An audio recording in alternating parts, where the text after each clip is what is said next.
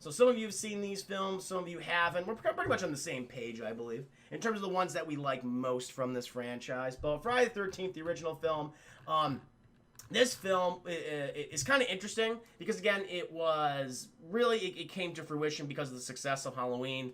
You had the director, Sean S. Cunningham. He made this movie for about $550,000, and it had incredible commercial success. I mean, critically, it was destroyed by critics. I mean, fucking petitions and everything. Parents groups hated this movie and everything. Gene Siskel, the famous critic of, Ebert and Siskel, or Siskel and Ebert, he actually encouraged people to write letters to the actress who played Pamela Voorhees, Betsy Palmer, and to to her, for her to basically speak ill of the film itself in the voice of displeasure of her appearing in this movie, because she was an actress from the 50s and the 60s. And so he was very disappointed. But the thing is, he actually gave his audience her address, which again is that's kind of a dick move, Gene Siskel, but it happened to be the wrong address, chat. So she got none of the letters. And, she's actually been she was a big proponent of the franchise for years later, up until her death in the mid-2000s. So, but, doesn't matter, chat, because, it spawned a long-running franchise that was, for the most part, commercially successful until it's kind of died down because of the licensing issues. There hasn't been a Friday the 13th movie in 11 years now. They did a reboot in 2009, which basically covered the first four films, matter of fact. And, there was a rumored found footage Friday the 13th movie that was kind of being tossed around, idea for that, but that went nowhere because of the licensing issues between the various owners of the property, that it's just been kind of stagnant this entire time. But guys, we're talking about the first Friday the 13th film, which is very different from many entries in the franchise. I'm just going to set the tone for you guys. It's 1958, and teenagers are fucking. That's what everyone was doing in the late 50s, apparently, okay? This is before the Cuban Missile Crisis. This is before you had the Red Scare, chat. No one believed that Russia was a threat or nothing. They're just at camp. They're singing their camp songs right now to the kids, and they're putting them to bed. And after that, the teenagers are like, we are horny as hell. Let's get to banging. So, chat, we follow this individual who's basically just looking at all these kids from their perspective, just being creepy and shit. You don't see who they are, but they're looking at all of them, and it's looking for those teenagers. And we follow these two teens who are just strumming on this guitar, chat. They go up to one of the cabins in the upstairs, and they have really not sexy sex at all. They still have their clothes on. These kids, clearly this is the first time they've ever made love, chat, and they're really scared and awkward about it. So they're just kind of rubbing up on each other. They just have their uniforms on still. And you see the killer pretty much come up the goddamn stairs, and you have the boy who's, he couldn't get to anything, chat. Couldn't get to any base at all. And he's like, we didn't see you there. We weren't doing nothing. And then he gets stabbed in the tummy, chat. He gets stabbed in the tum-tum. And it's, again, all the kills in the movie, I'd say for the first 2/3 aren't really that exciting, chat. Not until the first cool kill of Kevin Bacon. It's okay, now we're getting to the shit. But right now, he gets stabbed in the tummy. The girl, she's just freaking out. She wants to get out of there. She's throwing stuff at whoever the person is, chat, until she gets stabbed in the tum-tum, and then it cuts to white, chat. And we're in present day, which present day at this time was 1980, chat. Now, I believe it takes place in New Jersey, I think, because they filmed the movie here, and so it's Camp Crystal Lake, New Jersey. Crystal Lake, New Jersey. That's where we are, chat. We're in 1980s New Jersey right now. And we're following this girl, and she's just walking down pretty much this abandoned town. It's I got it. You shut down certain areas of this town for filmmaking purposes. But it's can you at least have a few extras, walking around the sidewalk? It's clearly it looks to be maybe 9, 10 a.m. in the morning. It's not that early. And it's literally abandoned. There's no one around. And so that was okay, you could tell that they made this for dirt cheap, chat. They only built one set in this movie, and it was the bathroom. Everything else, they just okay, we have basically a week to shoot this goddamn thing. Let's go ahead and do it, and we just gotta go. They had about 2 weeks, chat. They had about 2 weeks. So we're following this girl. Her name is, Annie, I want to say. Annie Phillips, chat. Annie Phillips, and she's got a job to do. She stops at this diner, and she gets some food, and the townspeople, because they're curious, chat, they're who the hell's walking out of town at this time of day? It's 10 in the morning. The town's usually abandoned. And she goes, well, I'm just heading up to Camp Crystal Lake because I got a job. There's the cook. And they're oh, shit. Oh boy, it's like, I don't know if you want to do that. And she's like, what do you mean? She's like, oh, never you mind. But one of the truck drivers there, Jay's like, yeah, do you need help getting up there? He's like, nah, I can hike the 20 miles. He's like, 20 miles? Girl, you're gonna drop dead on the street. You're gonna get stabbed. You don't want to get stabbed? I'll take you up there. And he's weird, chat, this truck driver. Again, this is 1980s. And I don't know, the director just assumed, yeah, you're just being sexist to a teenage girl. That's just natural for a 55-year-old man. And he's just saying, oh, you're so pretty. And he, like, touches her butt at one point, chat. It's like, this is not appropriate. But even before we get to the butt-touching, chat, Annie is come upon by Crazy Ralph. And he does the whole thing where, you're doomed. You're doomed. Don't go to Camp Blood. And it's like, why are you calling Camp Crystal Lake Camp Blood? That's an odd name. And the truck driver, he's like, oh, Ralph, get the hell out of here. You pay him no mind, Missy. Get the hell out of here, Ralph. And he's like, you're doomed. And then he rides off on his bicycle. It's the bicycle from the Wicker Man shit. It's like, listen, anytime you're riding an old-timey bicycle, you never look badass. You never look ominous whatsoever. You just look goofy as all hell. And fucking Crazy Ralph, he goes off on his bicycle, Chad. He's got his bottles of hooch in his little basket, and he's just going to spend time by himself. And Annie's like, what the hell was that about? And he's like, don't pay Crazy Ralph no mind. He's always talking nonsense around here. He's just going to be picked up in a few hours by the police and spend a week in jail. And I'm going to help you into the car. And in the truck, chat, and again, very weird what he does here.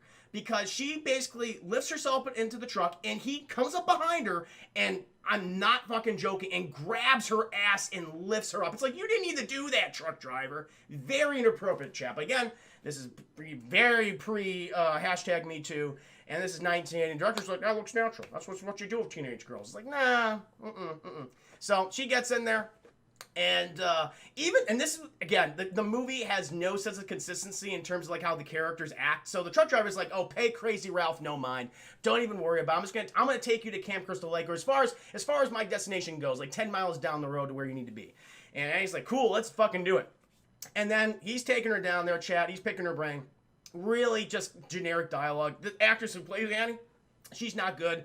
Her delivery is so stilted. Like, these actors, most of them are first-time actors, chat, or like right out of like acting classes, like in school and stuff like that. So it just doesn't. It feels very stagey, and you could tell they're just waiting for everyone's mark. Everyone's like, you're waiting for the next beat. Where every time anyone like ends a sentence, it just feels awkward, especially here. And then the truck driver just becomes fucking Crazy Ralph, and he goes, so you hear what happened up there in Camp Crystal Lake? And he goes, no, I mean, I was just hired on as the cook for the summer. He's like, oh. In the 1950s, there was 2 murders. And the year before, a kid drowned. And then in the 1960s, there were a bunch of fires, a ton of little kids burned to death. You're doomed. It's like, first of all, truck driver, you were saying pay no mind to Ralph, and now you're just repeating the same stuff. Here's my theory, Jack. Here's my theory. I believe the truck driver was just upset that he couldn't do the whole doom spiel because Ralph already did. So he was like, fuck, I lost my opportunity. He's like, he said, you know what, fuck it. I'm gonna do it anyway. And he's like, okay, whatever. I still want to get paid for the summer. I got college. I need this money. I don't want to have that life-crushing debt for the rest of my life. And the truck driver, he's like, you're doomed. And so he drops her off at one point on the side of the road, chat, and we see another car. And it sees Annie. But, chat, we then cut, Dark Slayer, thank you for the 5 minutes. You're doomed. Oh, you're the 6th degree of Kevin Bacon. At this point, yeah, we are. It's true. The dudes are perfect. All the dudes are perverts. They're all horny, chat. There's they're pretty much all horny. Every single one. Every one of them does something incredibly inappropriate. It's like, you should not be doing this. You're in a position of authority, and you're abusing that authority, and it's like, you're just kind of playing it off. But they all get there, chat. They all get there. So except the truck driver. He's fine. He lives to touch another butt another day, chat. And so he drops Annie off. We see another car right behind Annie. But then, chat, we cut, and we're following a different automobile.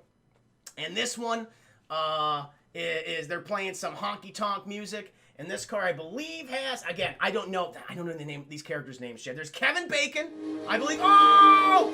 Witness! Witness me! Who is this? Who is this in the sneaky little raid? Julian, thank you so much for the raid, good sir. Hope you're doing well today. How is the stream, my friend? What were you playing? Oh, Mauritius Twitch, good to see you. Welcome, Bacon. You're the 6th degree. I am. I am by seeing this movie. Mauritius, how are you doing today? Witness! No, thank you so much, Jillian. Here's to you, man. You're shaking the pillars of heaven. Hope you're doing well tonight. What are you playing, my friend? I'm just in the middle of my Friday the 13th review, the 1980 original film.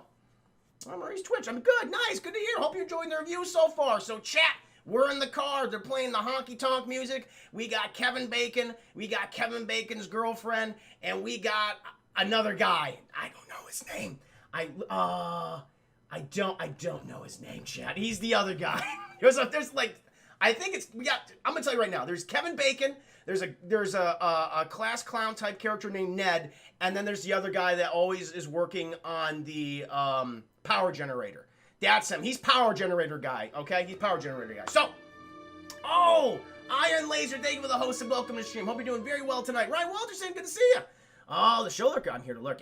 Clearly, that's in your name, man, and I appreciate you. Hope you're doing well tonight. Hope, sometimes when you're lurking, you can listen to a review. I'd appreciate it. Oh, what we got? Lots of different games. It was fun, but the stream cut off. I was like, oh, no, I'm sorry, man. Technical difficulties. I experienced them. Even this week, I had technical difficulties with my Xbox. Managed to fix it, though, but, for like 10 minutes, I was having issues. Bat42, good to see you. Kevin Bacon, a bunch of, pretty much, it's like, it's Kevin Bacon, Kevin Bacon's girlfriend, and the guy that works in the power generator all the time, Chad. Like, he is adamant about getting that power generator, that diesel power generator working. And he does, at a cost, at a great cost. His life. Stranger Shoe. Kevin Bacon reprised this as well as his other famous roles in a series of UK film. Oh, seriously? He did? Oh, Stranger Shoe, shoot me over some links for that. That sounds really fun. Either whisper those to me or shoot those over to me via Facebook. I want to check those out. Very, very cool. I had no idea. Anyway, so chat, they're just driving in the car, and Kevin Bacon and his girlfriend, they are pretty much, chat, this is what's happened. She's literally jerking him off in the car. And it's like, this is not appropriate because the guy's working on the power generator. She's like, listen, I just want to go and repair the generator. You guys are going out in the car. Like, come on, I'm driving. This is a distraction. Gonna make us like, don't worry about it, man. Don't look. Actually, and the girl's like, no, look. And so it's already getting very kinky, Chip. And they pull up to Camp Crystal Lake. There's some. They're basically some of the other camp counselors, chat. And who do they see? They see Steve. And Steve, he's got his shirt off, chat. He's got these big old thick glasses. He's got one of those like porno mustaches. This was, again, the end of the 70s, chat, when the mustache phase started to not be as popular. But fucking Steve, he's still rocking the stash, chat. And he's got these big old hiking boots on, these big old socks that go up to his calves, chat. And he's just chopping wood. And you think, does that look sexy? No, Steve does not look sexy here, chat. He looks like a pedophile. And what he's about to do in 5 minutes is like, oh yeah, no, he fits the bill. He's a pedophile. And so they all pull up, chat. And Steve's like, I'm glad you're here. Help me get this stump on the ground. So they help him get this stump, which is already out of the ground, chat, already. They just pushed it over, kind of. Oh, Darkslayer Steve! Thank you for the 5 biddies. Got that 70s pedo stash. End of an era, chat. End of an era. And Steve, he was the last one to have it, and he died for it. He died for that stash.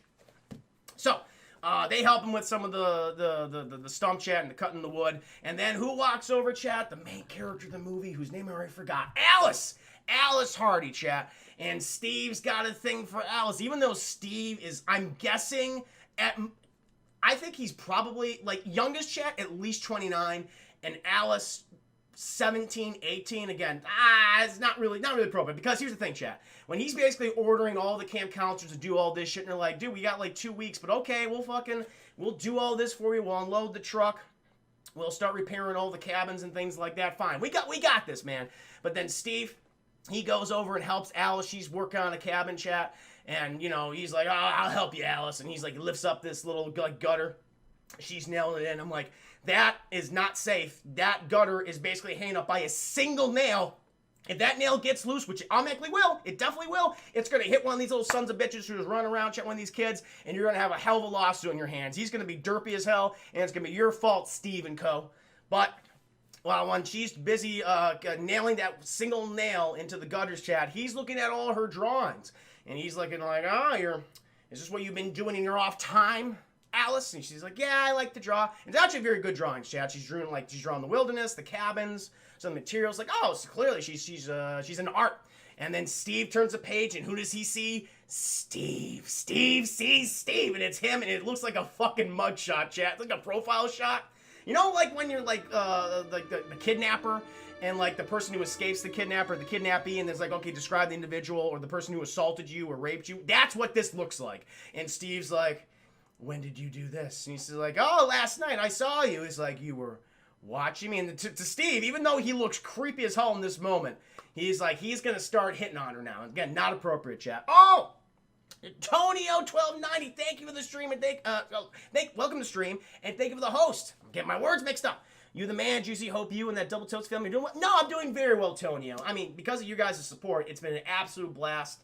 But yeah, thank you so much. And please, guys, ever in the future, leave me any feedback on how to improve the streams, how to improve 8-Bit Crumbs. I'm always open to that, believe me. And thank you for joining me, man. Hope you're doing well. Hey, Chris, when you have time, I need to help you on the follow alert. Hey, Chris, when you have time, I need you help on this follow alert. The follow alert?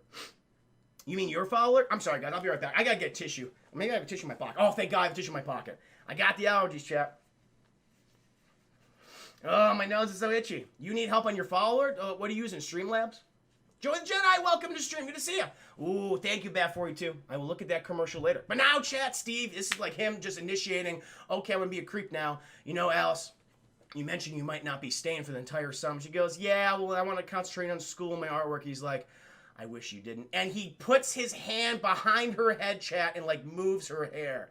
It's like, you're very pretty. It's like, not appropriate, Steve. You are her employer. You're her boss. And now you're using your authority to assert dominance and try to hit on her. Not appropriate. Not appropriate. And Alice is like, I am creeped out as hell, but I need this money. And it's like, I'll think about it. And Steve's like, that's all I ask. That's all I ask. And Steve wanders off, Chet. He wanders off. We only cut back to the other kids. They're doing various chores. And Steve's like, you know, he's mad because he's like, okay, I have Alice here, but I'm still upset that Alice hasn't accepted my advances, my creepy advances. And so yeah, he's like just talking shit. He's like, all right, guys, I got to go into town. I got to pick up some supplies. It's going to start raining soon. And that's why I'm driving this car, which has absolutely no roof. So I got to get back here quick or I'm going to be soaked. I'm going to be fucked. But the rest of you guys, do all these repairs, and I'll be back sometime tonight. And they're like, hey, aye, Captain. Steve, he ventures off, chat.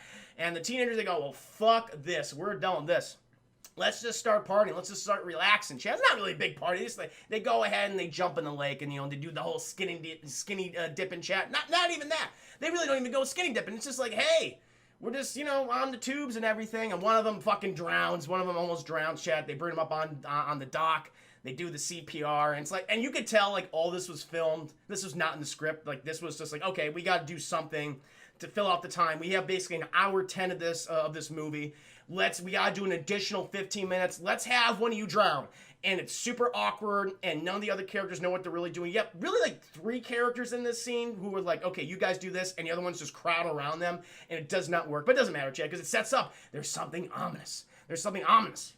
Because then, Chad, they're asking, like, what happened to Annie? Where did Annie go? She's supposed to come here and cook for us. We want hamburgers. And then we cut back to Annie, Chad, and she's just been picked up by another person. You're gonna drive her the rest of the way to Camp Crystal Lake, and she's talking to this person, but this person doesn't talk to him back. We don't see them, Chad. We just see the perspective of the person in the driver's seat. And the driver, and he's like, oh, there's Camp Crystal Lake. But the driver goes right by Camp Crystal Lake, chat. And he goes, I think you missed a right turn. But the driver's like, didn't miss nothing. They just keep going, chat. And he's like, and then they speed up, and Annie starts to panic. She gets like, ah! And then she jumps out of the car, chat. She jumps out of the car without her stuff, her big old knapsack, and she rolls into the ground into a ditch. And then she fucking takes off running, chat, because the driver, they stop, and they go right after Annie. They're pursuing her in the forest, chat, and Annie's like, she doesn't know how to, like, apparently run or move, because she's tripping all over herself, chat. She's like, well, first of all, Annie, if you're not experienced with nature or, you know, hiking trails and all that, like, you are wearing the wrong type of shoes. Don't wear tennis shoes in the goddamn woods, Annie. Come on, wear your hiking boots. Be more like Steve. I mean, not in the creepy sexual predator way, but with the hiking boots instead. But, chat, it's too late. She's pinned against a tree, and the killer, they slit her throat, chat, and she bleeds to death. And they cut back to the camp, and like, oh, I hope Annie gets here soon. But Annie's not coming. Annie is certainly not coming, chat. Also, at one point when they're doing the swimming, they see a figure off in the distance watching them, and like, who's that? But we don't know, chat. It's still a mystery. They don't know the horror that's coming. They're doomed, like Annie. And then, one point, chat, while they're still partying and doing their thing, the po-po show up, the police, but it's just a single sheriff, and he's like, okay, guys, settle down. You have fucking Ned.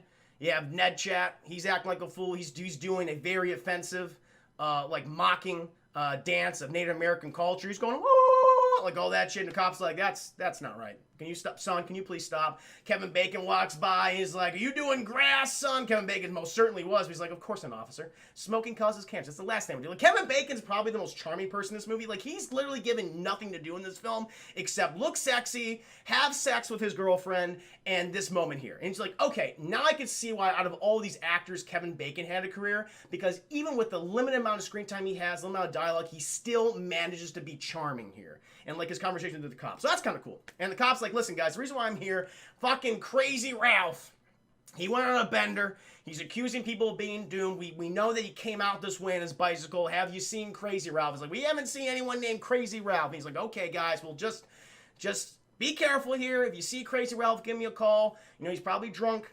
He's typically harmless, but he can get a little rambunctious.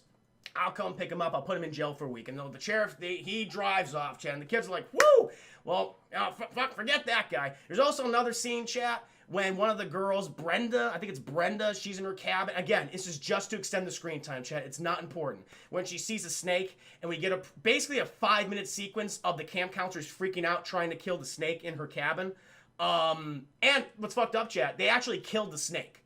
Like, that was a real live snake, and they killed it on screen, so animals were indeed harmed in making this film. So I was like, that's not good. Again, they didn't give a shit. They didn't give a shit.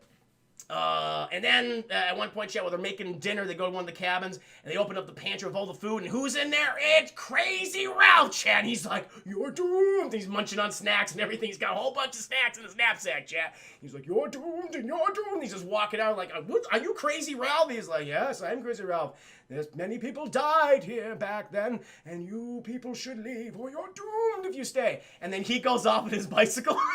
He pedals away, chat. We don't see Crazy Ralph for the rest of the movie until the sequel, I believe. I think he comes back in the sequel, and then Ralph might be doomed there.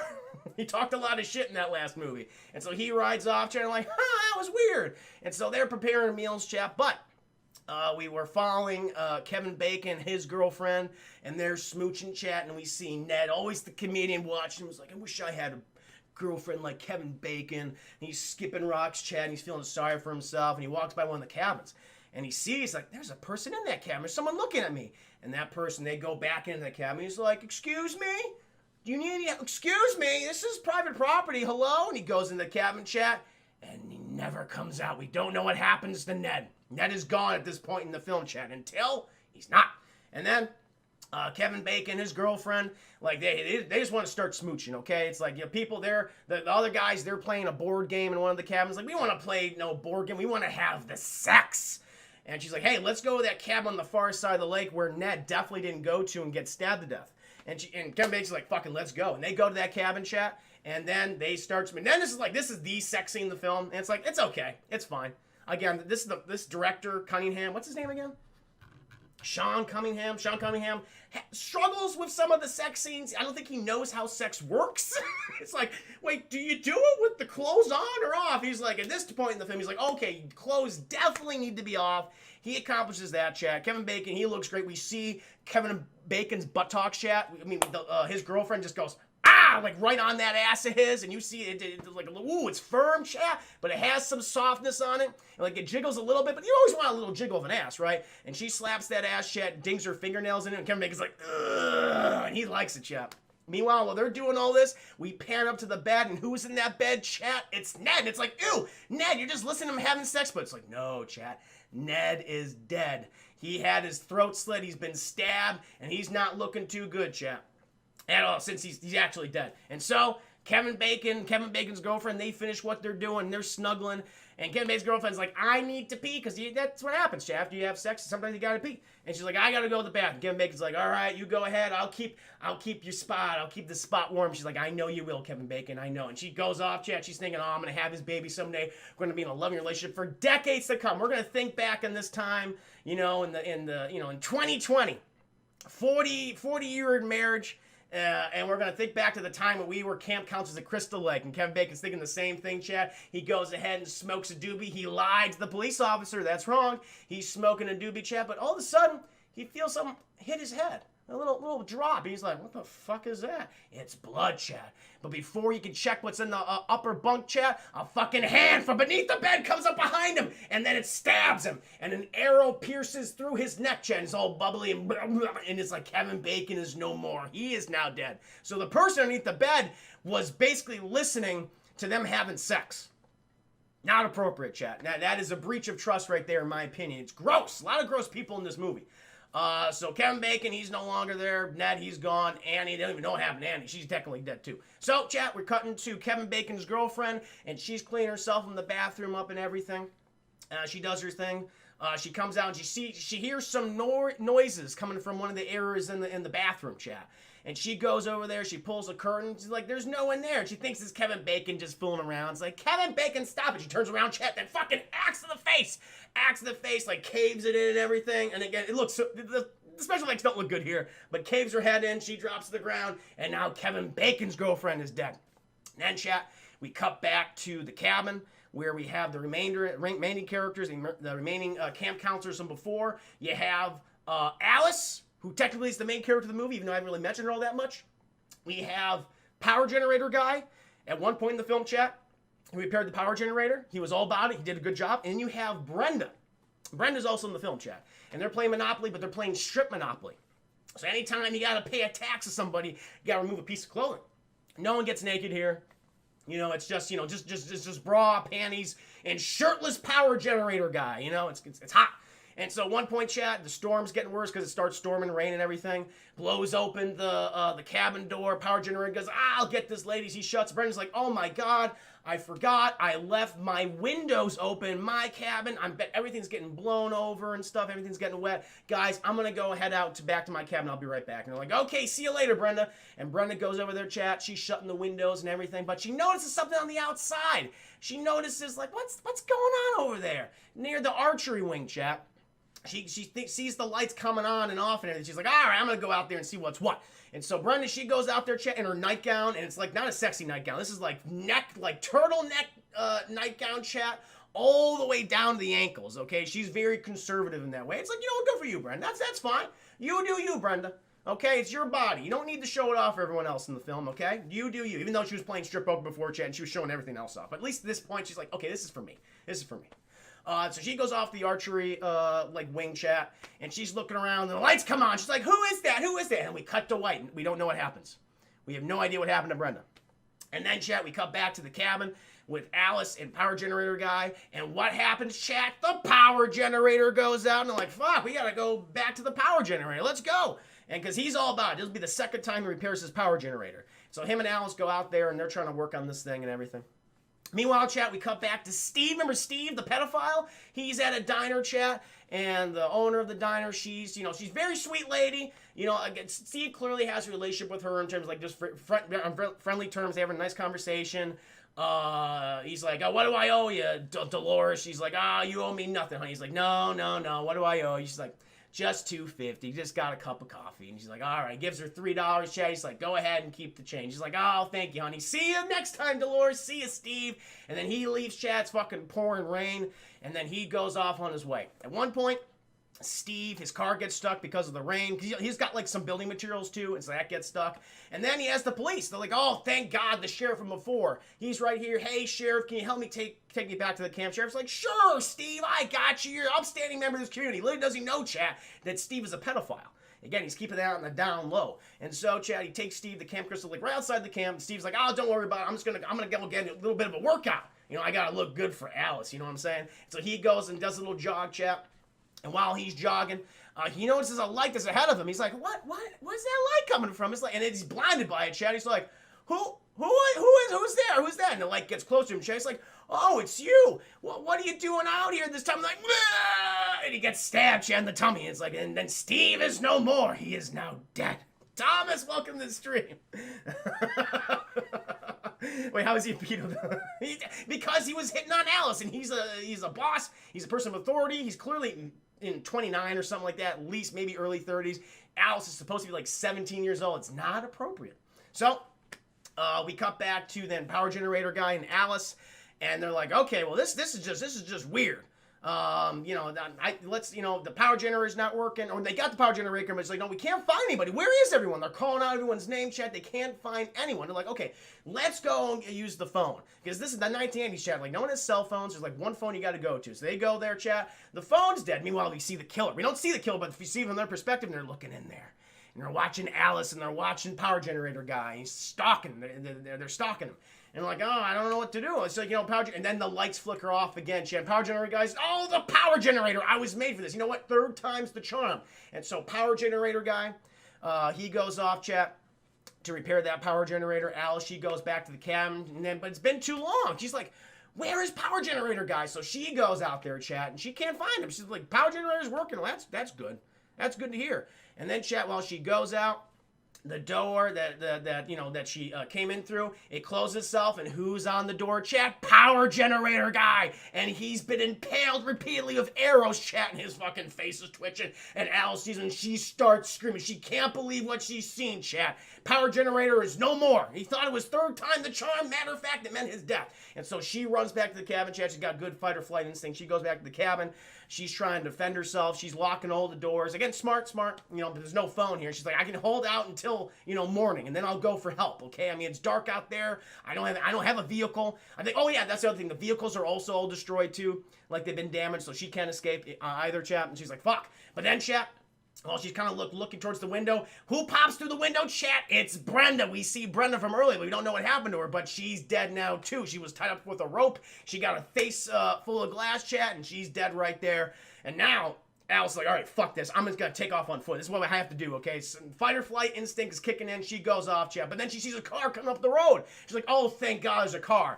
And then this car pulls up right next to her. And who walks out, chat? Well, it's just Mrs. Voorhees, Mrs. Pamela Voorhees. Mrs. Pamela's like, what's wrong, dear? What's wrong? She's like, oh, who are you? It's like, oh, I used to work here. I was the cook, and I always check in sometimes just to make sure you guys were. I heard it was opening up again, so I just wanted to stop by and make sure everything was okay. We had a nasty storm, and then Alice, she's just crying. Pamela's like, "Oh, it's okay, dear. What's wrong?" She's like, "Everyone's dead. Everyone's dead. Everyone's dead, honey. That's no. It's fine." She's like, "No. Let me show you." And she's like, "Okay, I'll take you. Aren't you scared?" Pamela's like, "Of course not, dear. Of course I'm not scared." And when she takes Pamela into the cabin, chat, she shows her Brenda, who's dead, and Pamela goes, "Oh no, it's happening again. This is so terrible." This is so terrible. This reminds me, Alice, of a time. Matter of fact, the year was 1956. There was a boy that drowned here. The camp counselors, they were off having the sex, and they weren't watching him. That boy was my son, Jason, and they weren't watching him. And she starts shaking Alice, and she's like, "Oh, I'm sorry. I'm just so disappointed. Those teenagers, they didn't do their jobs, much like the teenagers here didn't do their jobs." And it's revealed, Chad. It's revealed. And Alice was like, I gotta leave now. She's like, "You're not leaving. You're not leaving. You're gonna pay for the death of my son. It was my son that died at this camp. I was the cook, and you let him die." And it's like, whoa, Pamela Voorhees is the killer, Chad. It's Jason's mom. It's not Jason. That's not who that is. It's Pamela. And she pulls out a knife and she starts stabbing Chad. But Alice, again, she's like, you're at least 55 to maybe 60-plus-year-old woman at this point. I could take you. She just kind of pushes Pamela down, and that's it. She starts taking off, Chad. And they basically do this throughout the entire camp, where Pamela's like, she's like, "Oh, God damn it, my hip." She gets up, Chad. She goes after Alice again. She pushes Pamela down again. Then she takes off again. Fights of like Alice gets like a frying pan, hits Pamela over the head with it. It's like, ah! At one point, chat, while they're all wrestling and everything, they manage to end up near one of the beaches, the lake beach right there.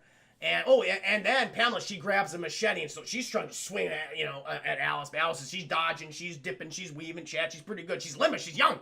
Pamela, she's too old. And so the point, Alice knocks the machete out of Pamela's hands, chat. And they're on the ground, they're wrestling. At one point, fucking Alice gets a good bah right in the face, right in the kisser with Pamela. She gets knocked over again, chat. Again, not really good. Like, Pamela, she's sneaky. She's good at killing people sneakily, but like when it comes to this one-on-one, she doesn't stand a chance, chat. Her son has her on that, okay? He's much better at that. And then Alice, she just grabs the fucking machete. Pamela's like, I don't care, I'm still gonna fight you. And then Alice, she just swings. I love this though, because then she's like, oh, because Pamela's like, oh fuck, oh shit, I have nothing to defend me. And she's like, ah, it's this image, chat. It's this image right here. That's what it is. Ah, holy shit. And so Alice, she swings the machete, chat, and cuts off Pamela Voorhees' head. Pamela's hands are like, ah, my head. And she's dead, chat. Pamela Voorhees is no more. And Alice is like, whew. Well, that was stressful. I'm just gonna go out into the lake now. I'm just not thinking straight. I'm gonna take one of these canoes, and I'm just gonna spend my time in the lake until morning. And then, chat, we find her there. She's like half asleep. It's morning.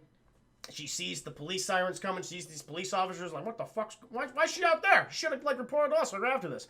And she's like, officers, hello. And then all of a sudden, out behind her, it's Jason Voorhees. And it's like the little kid Jason Voorhees. Like, and he grabs her, chat, and he pulls her under the water. And Alice is screaming and everything. And then we cut, chat. It was a dream sequence. Because Alice wakes up in a hospital bed.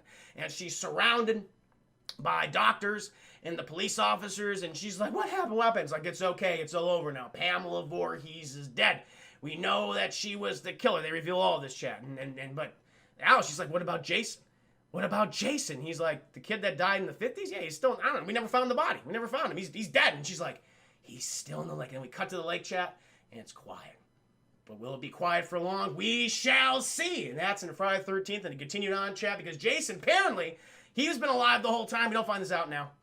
He's been alive the whole time for some reason, and he goes off on a killing spree throughout all of Middle America, all the way into space, chat. Even hell couldn't contain him. And that's the start of this franchise. Again, this movie is, I'll be honest, chat, it's just not that interesting. A lot of the kills are kind of lame, and there's some good gore effects, like we see, power generator guy, like, pinned to that door and stuff like that, and the Kevin Bacon, like, arrow through the neck thing. It's like, okay, this is interesting, but again, like, the dialogue they give these characters, what they have them doing, you don't feel anything for them. It's not like Laurie Strode from Halloween. It's like, okay, I care about Laurie. It's like, I liked it. Like, none of that's here. So it's honestly, it's kind of a dull watch up until the end, when Pamela is just like, I'm gonna shoot every bit of scenery that I can and just overact my ass off, and that works. That's fun. Because also Pamela, kind of cool a little bit, chat. She basically talks as Jason, too, because she's just nuts. And she's like, kill them, mommy. Kill them, mommy. She's like, I'll kill them, Jason. I'll kill them all. And then she goes off and kills all the teenagers, chat. It's like, oh, that's kind of cool. And so at least the actress, Betsy Palmer was brilliant. Funny enough, because this movie was so cheap, she got top billing, obviously, chat. She was a well-known actress of the time. Was paid $1,000 a day for 10 days. Was the highest paid actor on set. $10,000. But it's like, Jesus, even then, it's like, that's hardly anything. When you think about it now, I guess that went a long way back then, but yeah. She's basically in the, not even 15 minutes of the movie, chat. I think they clocked her screen time in at about 13 minutes. And so I was like, oh, okay. But overall, it's just, I'm not a big fan of it. I would give it, it's not some old bullshit. I would give it a rental. Like, I respect it because, much like Halloween did, it popularized the horror slasher subgenre. So I give it that. But yeah, it's a solid rental. 13 minutes. Yeah, that's it. Oh, do you like the twist? I mean, not really, because I would have liked. The thing is, would have made it a better twist if Pamela was a character from the beginning of the movie. If she was already on the working at the camp and stuff, and she would play like the mother figure and like helping out the kids and everything. Like the twist or whatever it is, kind of like it happens too late because she's introduced way too late in the movie. So in effect, it kind of doesn't really work for me. Like, had she been like the main character, had she been the one like with Steve, who's making the camp like restarting the camp, and so she can go on a murder spree, I think that would have been a lot better. But here it's like, oh, okay, this is kind of weird to me. I don't know. I just feel like they didn't think a lot of this through. But that's Friday the 13th, guys. It's fine. It's okay. I mean, for those that like it, I'm glad.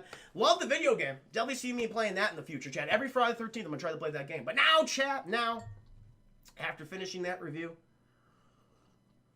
she was the camp nurse. Oh, no, she was the camp cook. She was definitely the camp cook.